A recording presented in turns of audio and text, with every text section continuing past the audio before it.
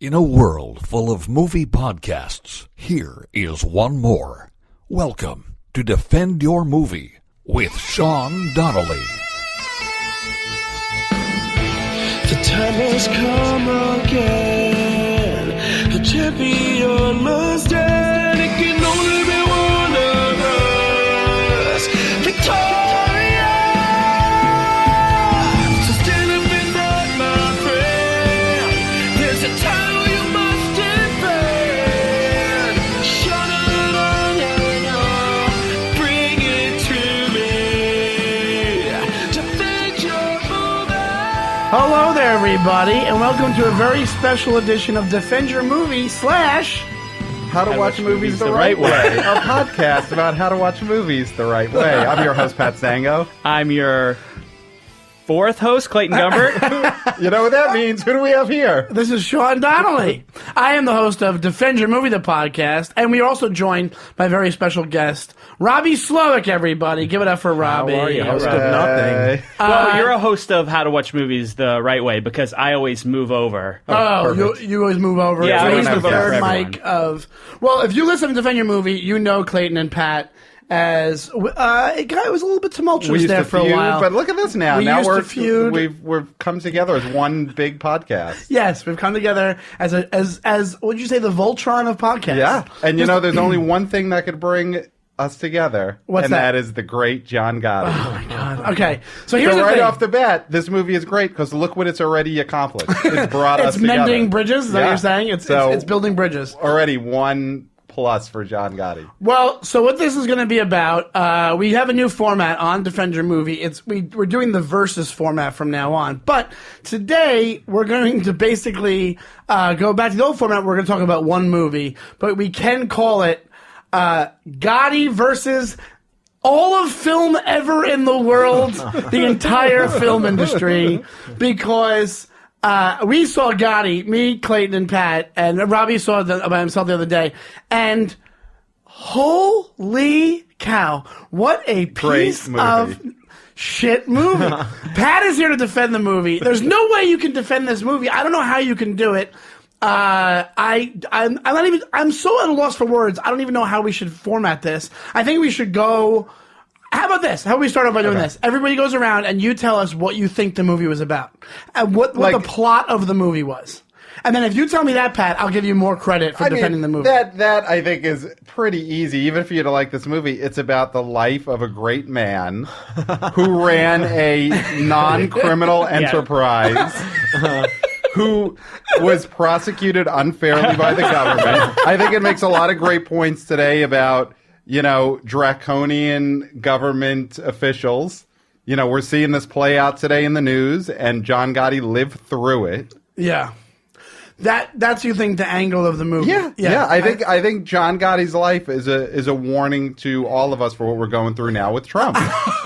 Wait, so that makes you pro-Trump then? If you're No, it's pro-Gotti. anti-Trump because it shows. Oh, it's showing what the government can do. If you get the wrong people in there, what they could do to the citizen. Right. I don't believe that you like this movie, first of all. And you know I love this movie. I didn't like it. You're right. I love Gotti. Such an asshole. I will say, though, as Pat's co-host, we're usually pretty on the same page about most movies. Yeah.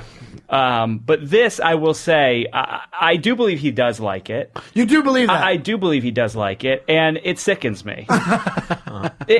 I can't believe I was so angry that I had to watch that movie. I was asleep for half of it, but... So there's right off the bat, I don't think Clayton, anything he says today counts because he kept falling asleep. And that's not on the movie. That is on Clayton's...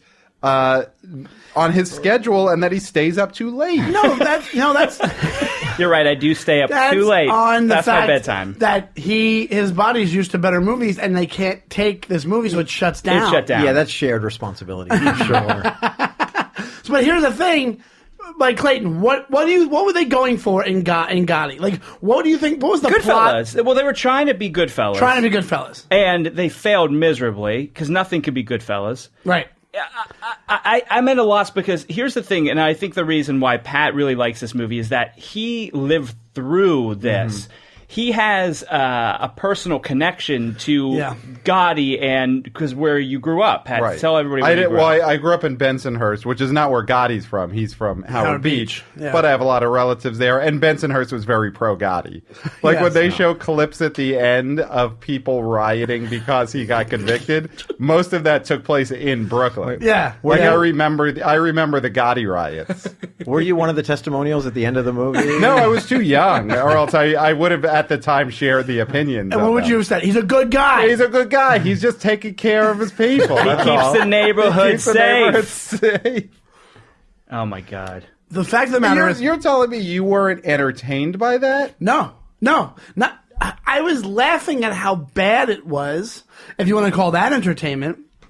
Because even if you throw, here's the thing, man. I love mafia movies. We talk about mafia movies all the time on on my podcast, like all the time. We quote Goodfellas. We do whatever. And I'm not saying it's as good as Goodfellas. I'm saying it's in that next tier. It hurts the average of Goodfellas. It hurts Goodfellas. It doesn't just hurt itself and be a shitty movie itself. It's bringing down the mean average of all film. Like it's so bad. It's so bad. Like it was in a class. If you were in a class with this movie, it would fuck up the curve for your test that you took. So you're saying it makes movies less of an art form. Absolutely. I think movies survive this because this is barely a movie. This is a funeral for John Gotti, and it's 30 people eulogizing him, each telling some unrelated story with no through line. That's like, this was the time John did something awesome. Next story. Yeah, and there was the writing on the script there was nothing there to it. Literally, there's two different moments that he talks about Neil, who's like his I guess his boss, the guy who died. Stacy Keach plays him in the movie. And Stacey Keach is good in the movie because he's a good actor. But it's got a lot of great actors. But like that's what you needed. The two things that are good about this movie: some of the actors were good, and the makeup is great.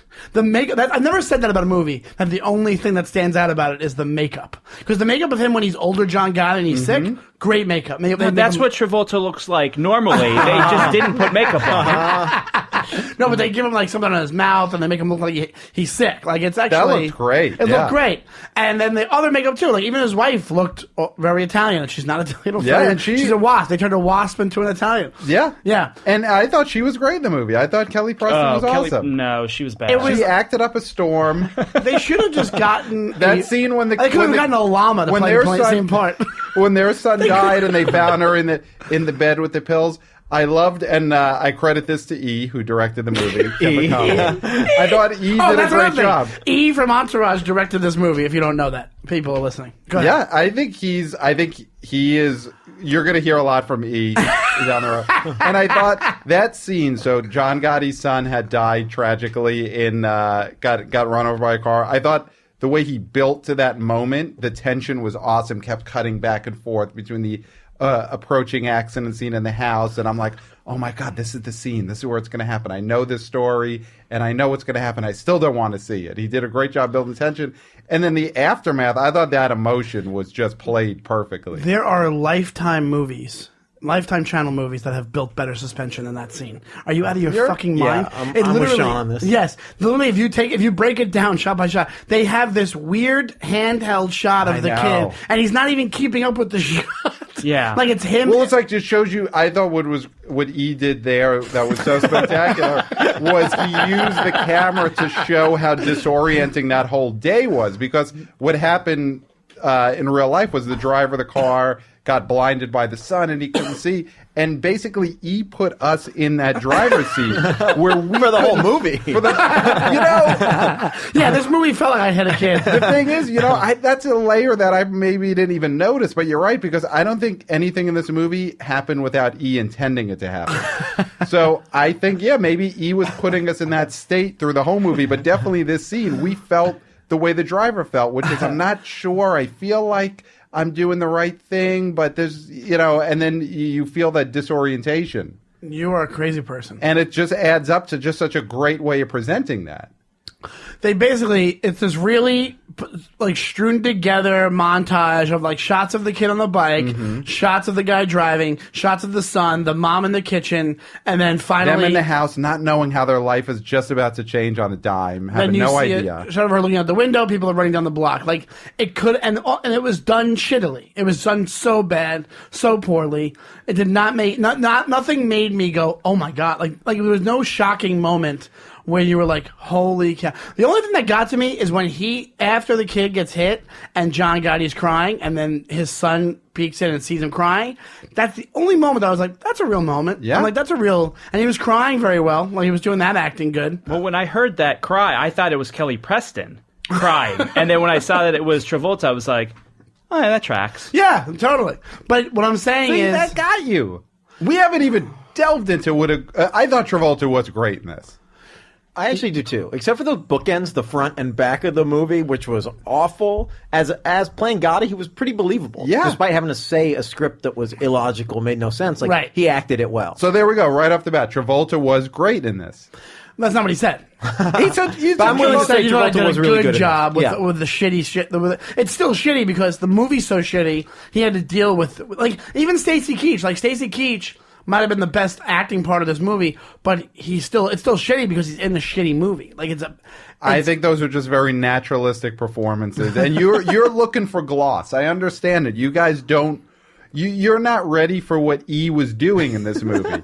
You wanted a very straightforward, linear story, and it's like, oh, this is what happened this day, and then this is what happened the day after that, and just basically go through, I guess, 40 years worth of stuff in a row. E was like, listen, guys, we all know Gotti. Here's a Gotti story. Now we're going to go back in time. Here's a different Gotti story. Okay, now Gotti's alive after he's dead, and he's talking in front of the Brooklyn Bridge. But so that's him. That's so the issue. We didn't know. I didn't know this it story, was. but I didn't know the that's story on either. you. yeah. And you still don't after having seen the movie. That's what I'm saying. Clayton, you should have watched news clips before watching this movie. I don't have the Gotti shorthand that you do. That's the thing, is that I didn't understand why I was watching this guy and his life, because if he was supposed to be so rich and successful, I was looking at the houses they lived in. I was like, I lived in a better house than they did, and my dad worked at a nuclear power plant. This guy's living in a shithole. Right? Like, those were not nice houses. I don't know if he just couldn't get good houses to shoot in. No. Those were nice houses. Pornos have better houses. Pornos have better houses than this movie did. He had a finished basement. He had wall-to-wall carpeting. What else do you want? Is that making it? That's the thing, though. Yeah. Well, that's actually the point of the whole mafia thing, is that when you're doing well, you're just like, you're kind of just eking out a decent living. Yeah, you're like making $50,000 a year. Yeah. So like, I think what happens is a lot of these guys, but Gotti in real life stayed in the neighborhood. So he probably just got a decent place for the neighborhood, and then probably had, a house in Florida and a house in here. Because like those guys, they weren't making, it was more of a title thing than anything else. They weren't making millions upon millions of dollars, right? They were working guys. I'm just not getting shot in the head for a ranch house, is all I'm saying. That's fair. You want a mansion? Yeah, I'll take a bullet in the head right now for a mansion. Yeah. I mean, let me at least have a day or two in it, and then do it while I sleep, please. All right, so Pat actually is lying. He doesn't like this. No. I will say, Pat is being honest. He's calling Eric. What's his name? E. No, his real name. Kevin Connolly. You keep calling him E. You're saying how genius of a director he is. I'm talking to the listeners out there who they right now know Kevin Connolly better as E. Obviously, after time has passed and people realize what a great movie this is, I think then Kevin Connolly's name is going to... He'll be Kevin E. Connolly. Yeah, he'll always have E. Hold on, Alex wants to say something really quick. We have to add another person to this podcast. It's literally a 0% on Rotten Tomatoes. Exactly! It's a zero! I've never seen that before. I know. Never. I know. Well, there is some retaliation here because they knew the movie was so bad they didn't release it to critics until it came out. So some people are saying critics are retaliating against it and giving him a 0 for that reason. So there is some defense. Right. It's the RICO of movie reviewing. They're all banding together in a conspiracy. It should have never came out. That's what happened. Well, it was supposed to come out... It doesn't even have the basic tenets of a movie. Like, it doesn't even have... Like, if you couldn't tell me what who's the pro... Like, there's no... Like he said, there's no line through the entire movie. There's no plot. There's no narrative. There's no protagonist. There's no antagonist. It's just all mishmash of just scenes that and it's also very weakly told, things that I've watched recreations of on TV shows in the past that have had more oomph to them. You know what I'm saying? Well, here's the big thing with that, is that John Gotti Jr. wrote the book. Yeah. Right. And all these weird, it's like Fiore Films made it, which is okay, yeah. So here's so you're just biased against Italians. Well, what do you think? So here's the thing, is that the reason why it's not a good movie at all is because you don't get to see those kind of bloody action or assassinations, those kind of things that make those, like Sopranos, so great, that made all the gangster movies so great, is because they're trying to make it seem like Gotti never killed anybody. Yes. They never want to show blood on his hands, but he's not an interesting character otherwise. Yes. Otherwise, what is he? He's a tough guy, but we never see him be a tough guy. They show him kill people. They did. There was one or two, but they also show him being a fantastic husband and a good father. Who did he kill? Exactly. They show him being a rich, varied character. No, he's not just a guy who does whatever he does for a living. I don't know what that is. And he does that. And sometimes he does have to kill someone who gets out of line within the organized crime. He does have to do that. But then he's also a good father. Even the story of them killing the guy that accidentally hit his son, they exonerate Gotti, where he just says, I'm going to Florida, and then it's his guys imply that means, but they never even make him say out loud, I want you to take this guy out. And they don't even have a scene where one of his guys is saying take the guy out. They literally just show the news clip from Eyewitness News, which I remember the guy who's reporting. I don't remember the clip. And John something his name is, from back in the day. And he literally is going, it's so funny. It's almost like it's in the movie but it's a real clip. And he goes, at one point the guy goes, the guy who hit his son, a diner owner at so-and-so diner, saw 3 men come and pull him into a van. And then he went to the cops and told them what they saw. And then 3 days later, the same 3 men came to see the diner owner, just stared at him at his diner. And then what he did was, couldn't remember his story, closed the diner and moved away. That's on the news, literally on the news. So they're implying that the guy got killed by Gotti. Show those scenes. Those are the best scenes. Yeah. Your son was murdered. Not murdered, accidentally killed. But I want to see revenge. I want to see you take revenge. And you can't show me that. How about this? Show through the son's eyes and show that scene and show that your dad was in a weird place or something. Show that, he shouldn't have done this, but he did, and I don't condone it, but it happened, and this is the fucked up part of being in the mafia. And that never would have happened exactly because of what you said. They filmed it, they produced it. They're trying to make it seem like it's they're in it. They're not looking at it with an artistic lens. No. They're looking at it with, no, this guy's my hero. My dad's my hero. But I think that's exactly, they're looking at it through an artistic lens because, again, this is another situation where you guys want to be spoon-fed. You want to be just given an easy, this is exactly what happened. There's no layers here. But it's they tell you, obviously you could discern what went on through all those looks.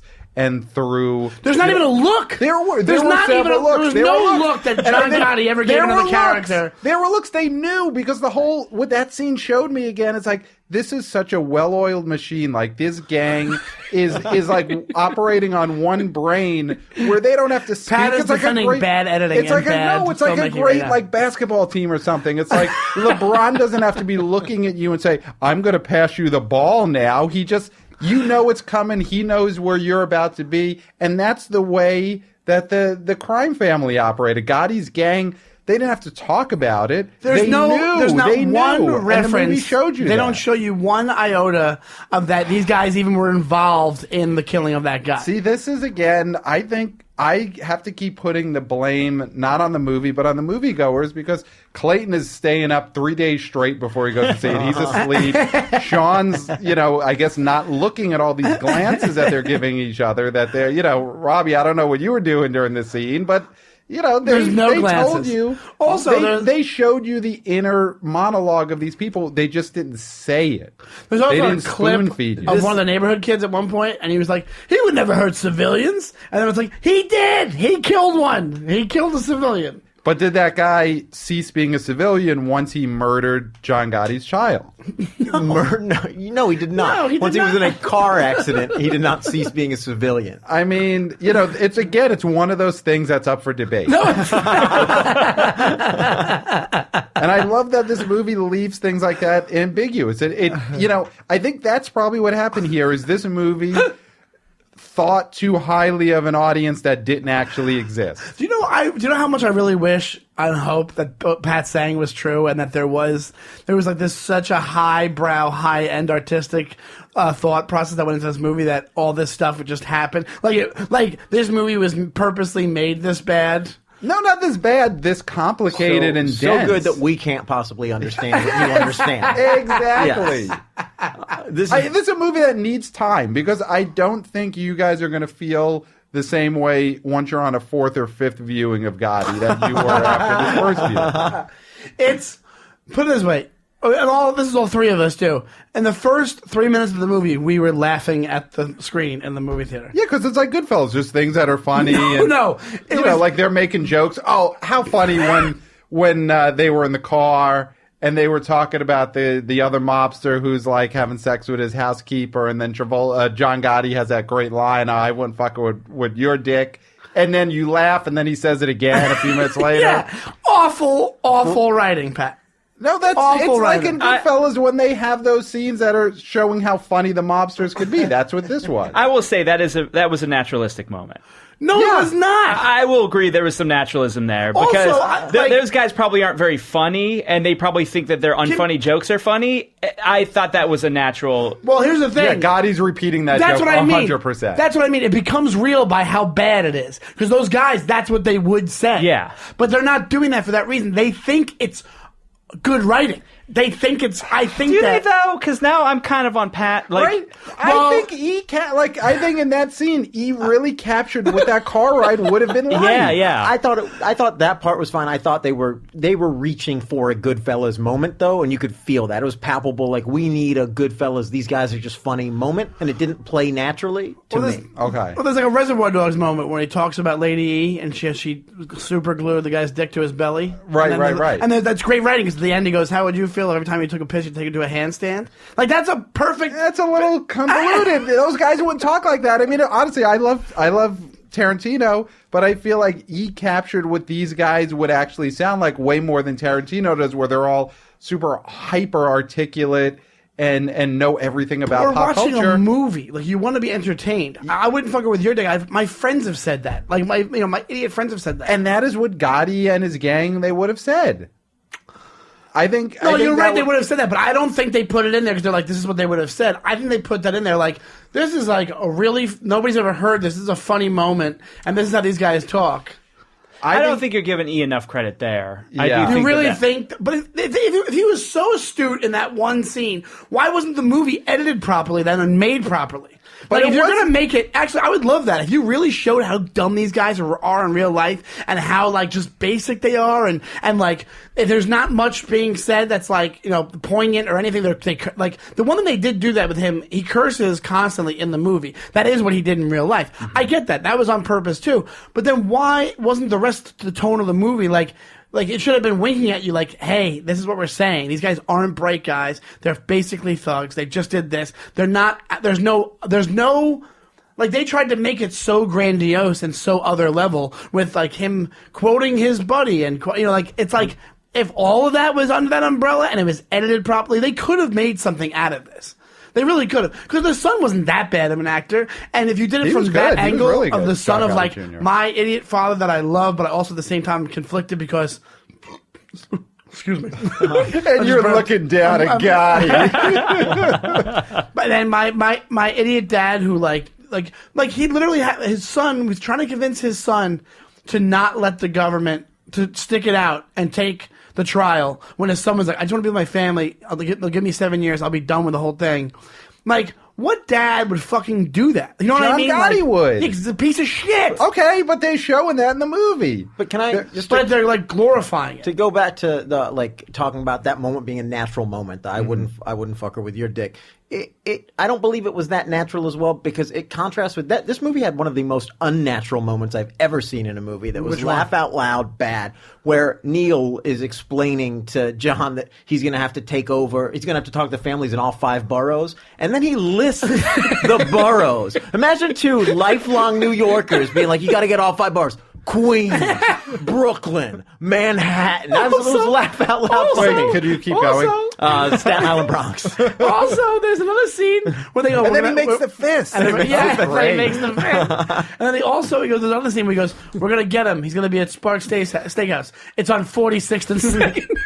Oh, just in case, I don't know, the movie goers want to Google map it during the movie. Yeah, this was before Google, though, so Yeah. people didn't know where address stuff was. And it's like you say 42nd and 6th. Like, okay, the Sparks Steakhouse on 42nd and 6th, that's there. There's not going to be 3 of them at a different address. What? Yeah, all right, whatever. That's how It's they still would talk. funny. It's just still, but like in movies, they cut that shit out. That's fat. That's filler. That's what I'm saying. Like you trim the fat. It's supposed to be And I do think streamlined. So your point, Robbie, I think maybe that scene that was sort of like kowtowing to the rubes like Clayton, who he knows maybe don't know as much as they should about New York, and he's like, all right, let me throw this in because Clayton is going to be there and he might not know all the boroughs, so I'll spell it out for him. I didn't know Bronx was a borough.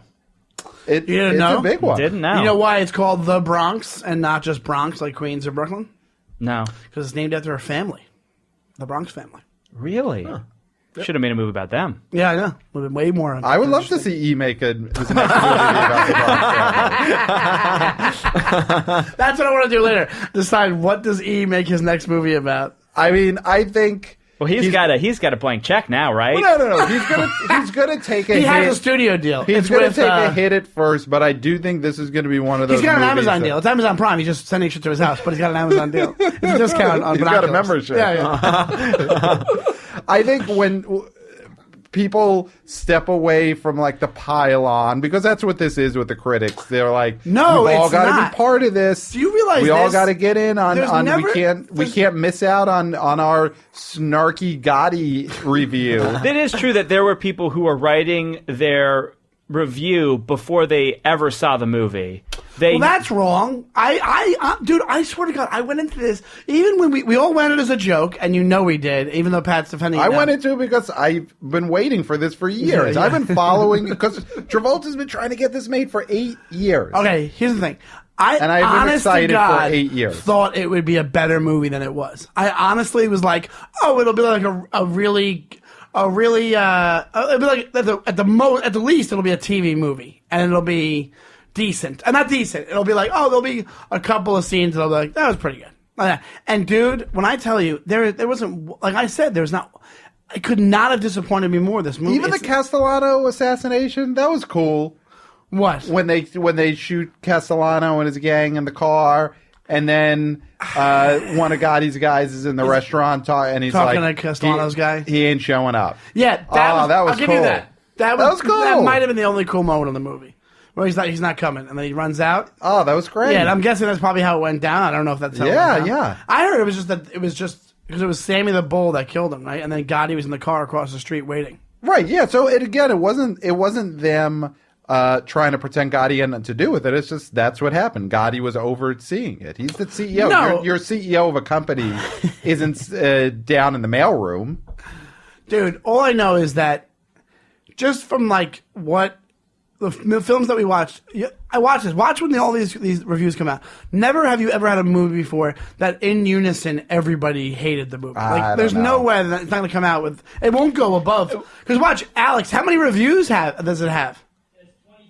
27 reviews. No, that's not a lot, though. That's not actually enough to really have a good. Most movies have over 100 reviews, and that gives you a real idea. It's also a very limited release, and like you said, they didn't let them screen it beforehand, so that's why it's less. And you think there's a concerted effort, 100%. a conspiracy against this movie? I don't think there's collusion. I would say no collusion, no puppet.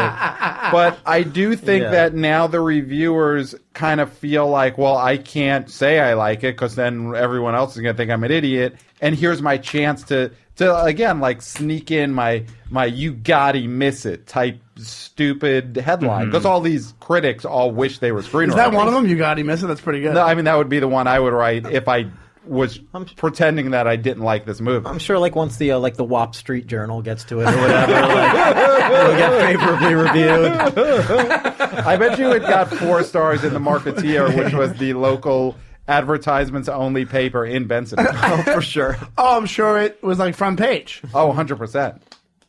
I got to pick up a copy of the Marketeer this week. What publications would review Gotti favorably? It would just be like Sal's newsletter. The Homeless Times. Oh my God! There's a lot of butcher shop leaflets. It's good reviews. Yeah, you get your pork chop wrapped in a good review of Gotti. That's what on Rotten Tomatoes. It's gonna be like it was pretty damn good. Tony. It's going to be individual people. Like the Rotten Tomatoes score is 0%, but the grandma's tomatoes score is 100%.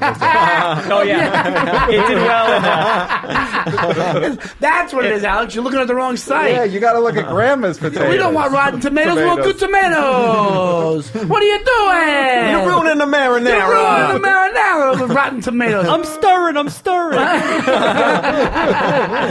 We don't do Rotten Tomatoes, fresh tomatoes. We did have at least 3 or 4 grandmothers that were taken there from hospice. Yes. In our theater. Oh, dude, we had. Let's talk about this audience. We based this audience that we went to go see it at. It was Union Square, Regal Cinemas, and you get, we're in Manhattan. You got people who probably hadn't been to Manhattan in 40 years at this theater to watch this movie because it's not only it's playing in Brooklyn or Queens, so it's literally it was packed theater, right? It was a packed theater. Everybody just flocked to this theater to go see it because it wasn't playing in the neighborhood, and they had to see Gotti. Which and is it was a positive. all like old Italians. It was all old Italians. It was. I would say that's another positive how great this movie is. Is like you said, it brought out people who haven't gone out to a movie in years. You think those 3 guys who all came together in Yankee jerseys, when you think they went to go see Incredibles 2? I don't think they did see Infinity War, but they came out for Gotti.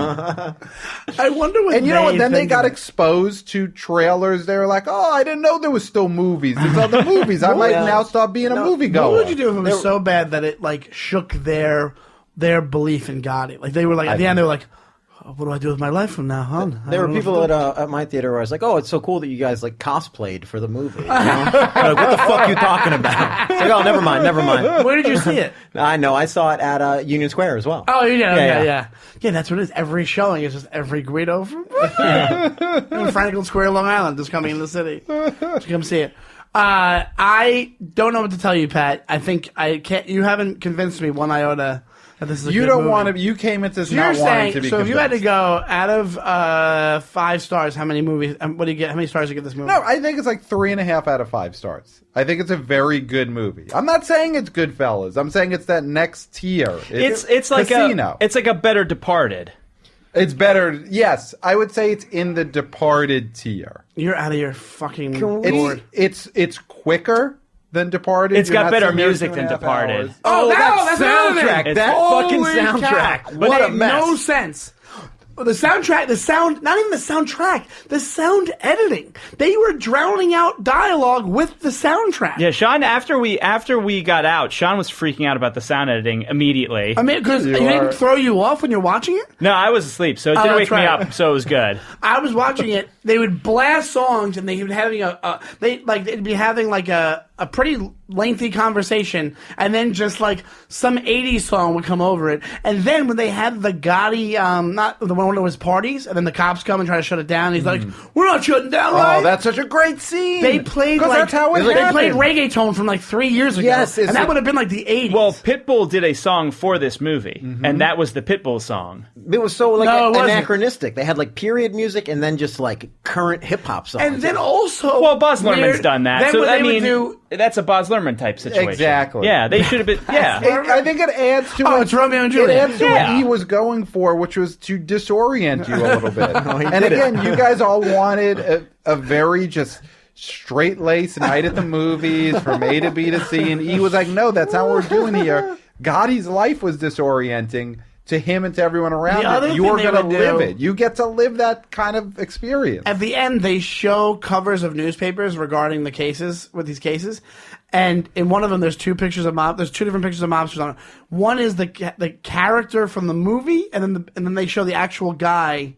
Like, so they're. Oh, right. Yeah, they did that a few times. I don't know how do I explain Where that? it was like Travolta on the cover of Time as Gotti, but then it was like the actual Neil on the cover of another magazine. Yeah. It made no sense. I love that. Well, so I guess that does. He's such an asshole. It does add a question about identity and things like that. I did like that aspect of it, where it's like, who are you? Stop it. Don't you start with this bullshit. No, it is true because director I love is Todd Solondz. Yeah. Right? He did. Welcome to the Dollhouse. I know what you were gonna say. And so he had he did a sequel to Welcome to the Dollhouse, and he used different characters, throughout the movie, right? Yeah, and he did that movie Palindromes, where he had one character who was played by different actors throughout, like randomly. You know what? I don't care how artsy Todd Solondz is. I would call bullshit on that too. It's fucking stupid. No, it was great, and I bet you, I didn't even think of that till now, but he probably was influenced by that style of filmmaking. Those are the things I liked. I did like that. Yeah, because I don't think he did that by mistake. I think they did that because they were just trying to get out. All different types they of didn't media. care. They did. This movie does not reek of artistry. It reeks of just, hey, let's just do this. Let's just get it done. No, to me it's an artistic choice. It's like when you know what this movie was? Media. Like when you have a school project done that due the next day and you forgot to do it, and then 11 o'clock on Sunday night your mom's like, hey, did you do your school thing? You're like, oh shit, and then you make Gotti.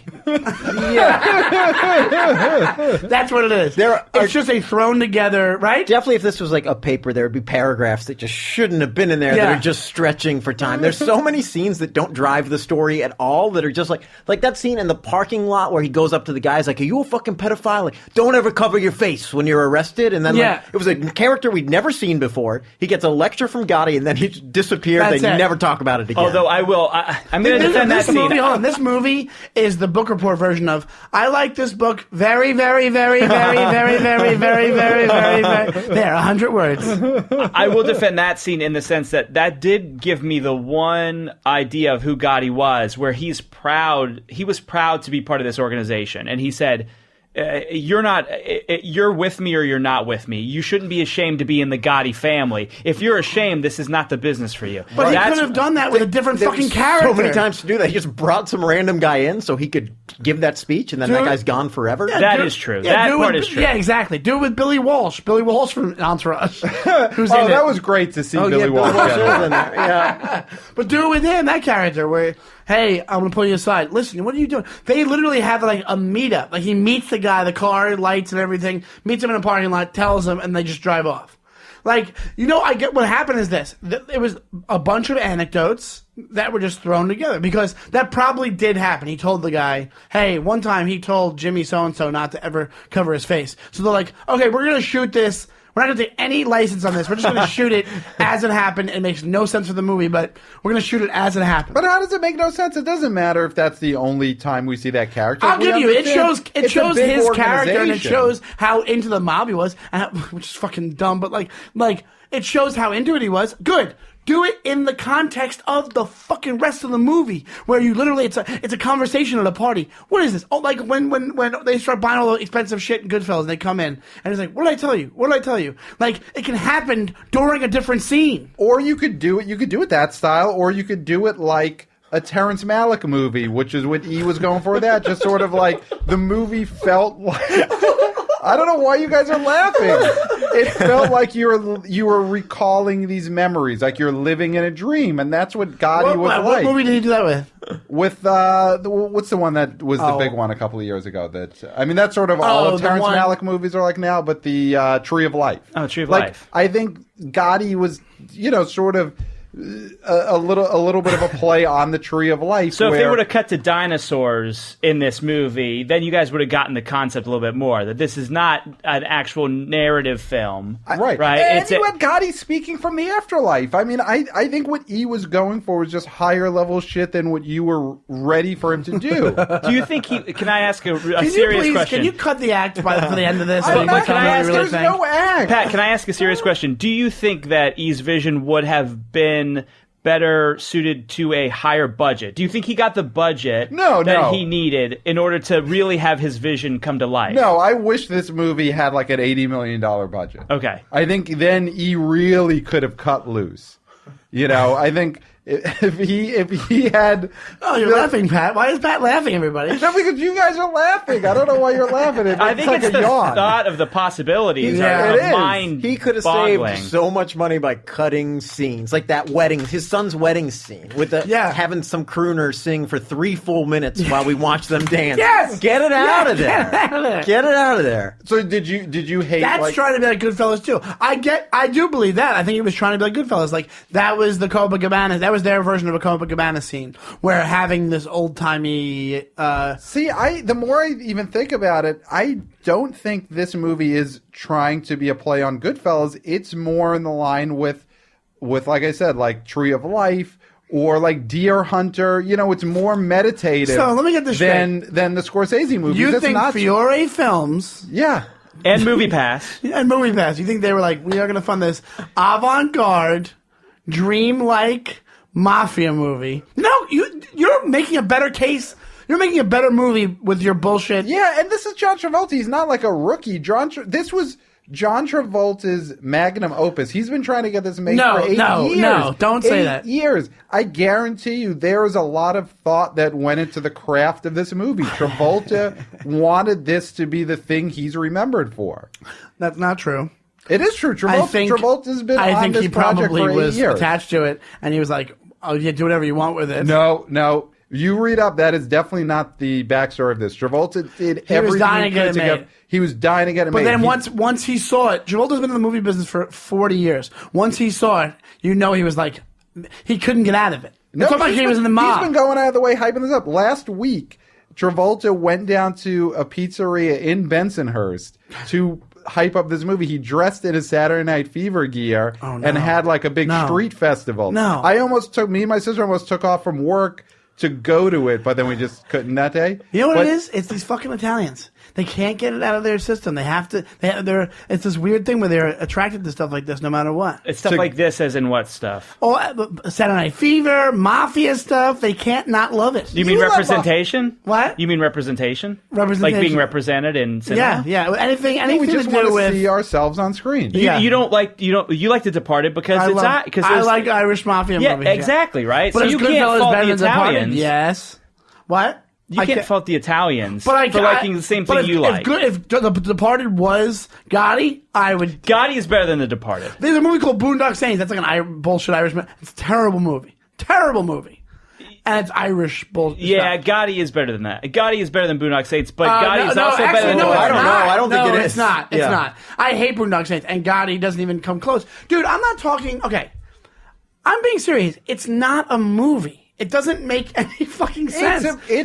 It is a movie in the way that a Malick film or a Todd Solondz film or French New Wave, those are movies. They're just not the everyday form that you're used to. And now Clayton's agreeing with you because he wants to have more fun playing devil's advocate. No. I'm actually... Because I think what was screwing me up is that I was actually asleep during it, so that its dreamlike qualities weren't coming across for me because I was in a dreamlike state. You have to be in a conscious state to experience something dreamlike and understand that's what it is. Mm-hmm. I should rewatch this movie with the new understanding. You guys are talking about this like a spiritual experience. This was a bad movie. This was not an ayahuasca trip with a shaman. If you guys don't admit that you're lying right now, I'm ending this crossover episode. I'm not lying. You are absolutely. You're both lying. I'm 100% not lying. You know that I just feel like this was an experience that you didn't get. And this is on you. If someone didn't like this movie, it is on them. This is a conversation I've had with people who dropped acid at a Pink Floyd concert in '77, and they're like, "You couldn't understand what I experienced." God, I really am so mad at you two right now. I do have a question. This might bring the feud back up. This is burnt all over again. Oh my God! Don't even. Why'd you mention it? Why'd you mention it? What were you gonna say? No, so I have a more general question as to why is Travolta so obsessed with Gotti as a character? Because he's aligned himself already with a religion that is controversial, and Gotti is a controversial figure. So what is Travolta's attraction to? Did you think it's because of Saturday Night Fever? He won another Italian movie where he. You think it's no deeper than that? You don't think that he looks at himself and he's like, I'm a Gotti-like figure? No, dude. I do all these good things for people. There was no such thing as a Gotti. Like Gotti wasn't a figure. There wasn't any kind of mysticism to Gotti. Like even there's other mafia bosses. There was what was it, Luciano, whatever his name is. They have all these guys from the past. Like when they do the movies, but you can't name any other one. So Gotti is one that you knew, or right? like one for the movies. I mean, real people. Gotti, you know. Paul Castellano, you know. The guy who's in the Vincent. You know Castellano because of Gotti. That's true. And also, you know what's crazy? Gotti's the boss of all bosses. I had an English teacher named Mr. Castellano, and he looked exactly like Paul Castellano. Really? So I think he might have been his cousin or his brother or something. Wow. But it was pretty weird. You didn't fuck with him, did you? No, I said, hey, are you related to Paul Castellano? And he got really mad at me when I said it. I swear. When I was like 18, I went back and visited my high school, and I was like, hey, Mr. Castellano. Like, we went to his classroom, we're like, me and my buddy, and we're like, hey, are you related to Paul Castellano? And he's like, get out now. And I got really mad. But, so you don't think there's anything to Travolta looking at himself as a Gotti figure because he gives, and then the critical body says to him, "Oh, you're garbage. You're this. You're that." You know what I mean? Like, but he has his family who are the people who love him, who love Travolta movies, that will be with him forever. Do you know what I mean? Does he look at himself as this guy and who Scientology as the mob parallel? I think that's part of it. And I mean, not to get bored, but you can't overlook the fact that they share the exact same experience, which is Travolta and John Gotti both lost a young child. That I'll give you that, sure. Also, Travolta never murdered anybody. Well, here's the thing about that. I don't think he's ever murdered anybody, but according to several sources, he in Scientology is at a level where he could murder somebody if he wanted to, and they would cover it up for him. That's different. Yeah. But I'm saying he hasn't killed anybody to my knowledge or public knowledge. We wouldn't know because Scientology would cover it up. That's what I'm saying. Yeah. But he is at the level where that would be able to be done for him. So now, do you think John Travolta has killed somebody? Yes, but you know what? That's another reason to rewatch because I bet you the clues are in Gotti. I'm sure. Travolta definitely left. That would explain some of the scenes that made no sense. This is his shining. This is his Kubrick saying, "I faked the moon landing." This is Travolta saying, "I murdered somebody and I have guilt," or "I don't have guilt." Oh, I have chills. I actually don't get why. I got Travolta played Robert Shapiro, and he did a great job with that in that OJ show. He's great. He's a great actor. So I think he's trying to do these very campy roles. I think that's what he's doing. Well, this was definitely a role that he could sink his teeth into. I think he's a big actor, and he likes to go big. And this was a character who was larger than life. Yeah. I mean, you've got to admit, as much as you don't like this movie, Gotti as a person is a larger-than-life figure. You don't even know what Gotti was because when did you see him in video or, He was all over the news, and you're from New York. Come on, walking in and out of courtrooms, not like talking. Yeah, well, you saw Howard Stern in a radio desk. You saw Ed Koch on the subway or whatever he did, and John Gotti was always going in and out of court. Well, Howard Stern, you had hours of radio to put to the personality of the person. You don't know what Gambino. You know who knew him? The people in the neighborhood knew him, and they knew he was a great man. Oh my God, that's what it comes down to. Yeah, it comes down to neighborhood.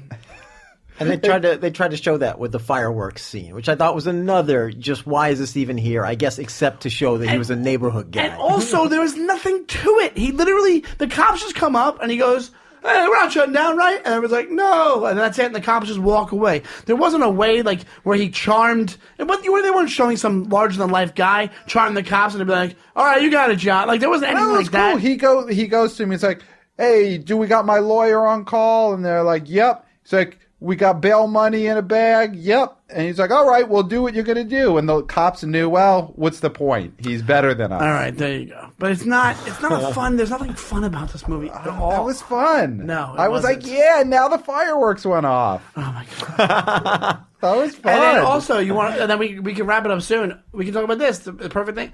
What was the ending? The ending was like reading a book. It was like literally, I mean, like there was a million. Just the wrap up of this thing was what happened. Well, to these guys. there was a screen with a few sentences on it. To be Right, honest, I Sean. know, but what I'm I know what saying you mean. is- It's not necessarily a book, but well, I didn't mean it that way. I just Yeah. meant like dramatically. There was no ending.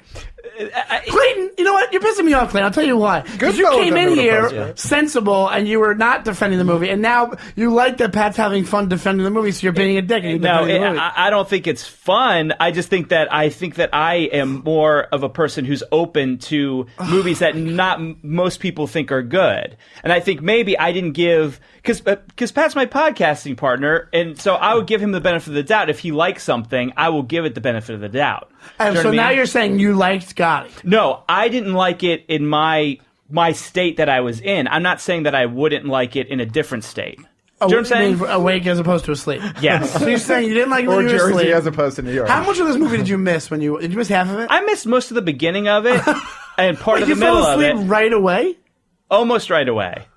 Again, what shows that was on him. You fall asleep a minute into a movie, that is because And you've listen, been staying up. I will own you that. know, I will don't own know, that. whatever you do, reading blogs at night. I don't know what you do. What I do is what I do, but Oh, that's a very Gotti thing to say. Yeah. Actually. Yeah. Hey, don't you worry about what I do. Neil always You said- worry about what you do. Neil always said, the boss is the boss is the boss. Oh, yeah? That means fucking He nothing. said that to me in Staten Island, Manhattan, Yeah. Brooklyn.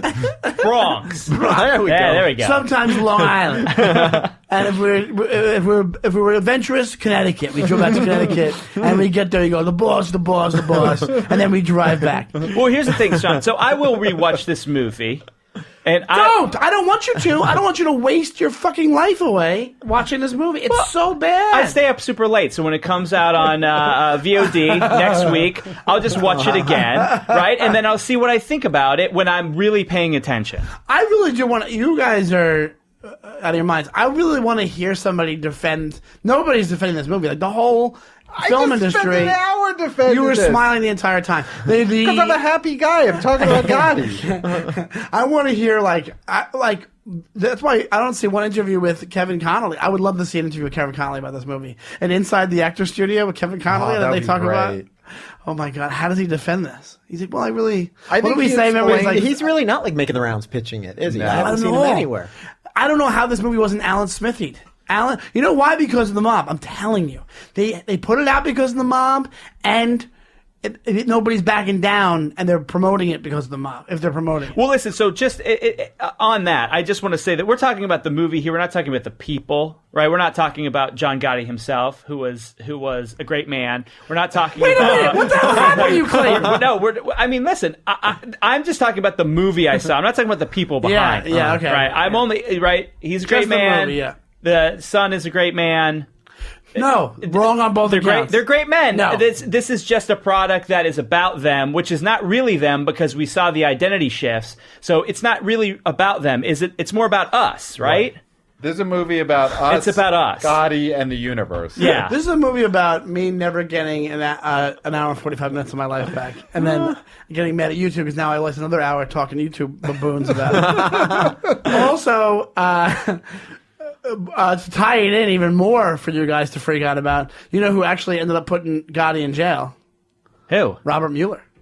Oh. That's the guy who finally got And him. again, like I said at the beginning of this podcast, it's all That's what I comes mean. full circle. It's That- all about where we are today.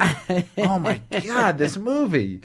You guys. What a story. I wish they would have mentioned that in the movie, though. Did they? No, of course not. No. Okay. Well, they should have mentioned They that. in the should have movie. mentioned it. That's Whatever. one strike against it. No, the bottom line here is that, Robbie, I want you to have a word on this. It's just they're joking. I really I in real hate life. that you're saying that. I What? do hate that you're saying You that. really aren't Yes, defending it. I am defending it. I've been defending it for an you hour. were laughing so hard when we walked out of the movie theater. You were laughing at the movie.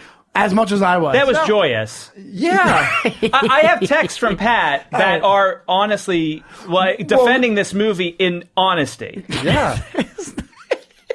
I'm not such an asshole. You've known me. I'm not like a character actor or something. I know, like, but you're doing it. I am what I am. What I am. I'm the boss. Is the boss. Is the boss. Me and I'm Robby not like know. a UCB guy. Even if you or some take bullshit away- like that. I don't know how to do a character. Even if you take the Gotti part of this movie away, and you would have made it about anybody, you could make it about some famous Irish person. Make it about Mickey Rourke, and I'll still say it was fucking disgusting. Well, who would be that? Whitey Bulger. That's your guy. Even that movie was bad. I wanted to see that movie. I like Irish mob stuff. And Black Mass was not a good movie. He's good in it, Johnny Depp. Same thing as this. I'll give you Travolta is good at moments, but those two bookends. The bookends are like, oof. It's like I think it is because apparently they did go through a few directors for this movie. Right? Isn't that what you guys said? Yeah. Well, like only one director ever directed it once production started, but there were different directors attached at different times. Like Barry Levinson was attached to it for a couple of years. Those bookends almost felt like they didn't have like a beginning and an end, so they're like, let's just film something so we can like open and close this. And they didn't feel like anything else in the movie. That was meddling. That was probably Fury Films saying, listen, this is too arty. We need to add these that's what I'm saying. We don't have a beginning, we don't have an end. How do we tie it all together? So you went from like they had that, and they had a flashback scene of him in jail with his son, like, and then they went to all the different clips. So they were trying to put a string through it, but it just made no fucking sense. Or it's just the way Malick started Tree of Life with the Big Bang and showing evolution, and then ended it with the afterlife. Right. That's exactly what he was thinking. That's what Kevin Connolly was thinking. That's what he was thinking when he was handed all this shitty footage from this movie. No, I think he was handed exactly what he wanted. Don't get me wrong, man. There's tons of bad movies made all the time. I'm not saying this is a new thing. I'm just saying that this movie is worse than all of those movies. It is. I haven't seen a movie this bad in so long. I can't even remember. I can't remember last time that I was like, holy... Like, we should have walked out. That's how bad it was. But it was so funny at times that I was waiting for all those moments. That's why I was into it. It was ironically funny to me. But I will say this. I think the acting was good enough. Some of the stuff was good enough that with the right editor, you could take this movie from a 1.5 to a 2.5. Yes, absolutely. That's what I'm saying. Whoever edited it dropped the ball. Out of 5. But also, the other thing is this. Also, the tone, whoever shot the footage, you're right. The thing in the car, if the intention of that was... This is what these guys would talk about. They're idiots. If you had that tone throughout it was a critical, like, hey, these guys weren't that bright. They just were guys that fell upon these circumstances. Like, they're just bullies of guys and criminals that just were able to arise the ranks or were just living. It was like they were just middle class guys and their job was being criminals. But they're just kind of dopey, which is basically what they did convey at certain times. That would have been a really cool fucking thing to do. Or if the son was critical of his dad at all and was like, and they did it through the son's eyes, and you were like, oh, my dad is faulted. My dad is not the hero that I thought he was, and that was the whole point of the movie.